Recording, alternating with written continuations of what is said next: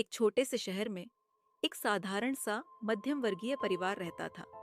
पिता मेहनत करते थे, माँ घर संभालती थी और उनका बेटा 5-6 साल का एक मासूम सा बच्चा। उसकी दुनिया छोटी थी, लेकिन सपने बहुत बड़े। हर शाम वह सड़क किनारे खड़ा होकर दूसरे बच्चों को साइकिल चलाते देखता। उसकी आंखों में चाहत होती, लेकिन वह कुछ कहता नहीं। एक दिन हिम्मत करके उसने पापा से पूछा, पापा, मुझे भी साइकिल चाहिए। पिता मुस्कुराए, उसके सिर पर हाथ रखा और बोले, अगले जन्मदिन पर पक्का दिलाऊंगा बेटा। पापा वादा करता है। वह वादा बच्चे के दिल में बस गया, लेकिन जिंदगी हमेशा वही नहीं देती जो हम चाहते हैं। पिता की नौकरी छूट गई, किराया बकाया हो गया।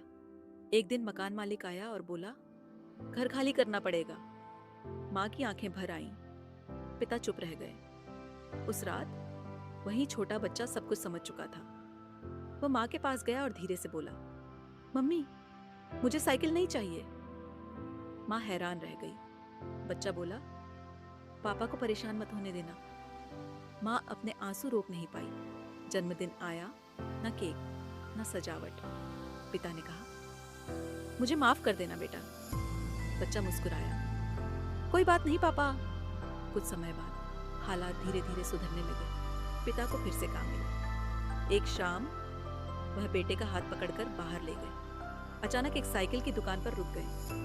वहां एक छोटी सी लाल साइकिल थी। पिता की आंखें भर आईं। उन्होंने कहा, देर हो गई बेटा, लेकिन पापा का वादा झूठा नहीं था। बच्चा कुछ बोल नहीं पाया। वह साइकिल को पकड़े पकड़े रो पड़ा, क्योंकि वह सिर्फ साइकिल नहीं थी, वह थी एक पिता का संघर्ष, एक माँ का धैर्य और एक बच्चे का समझौता।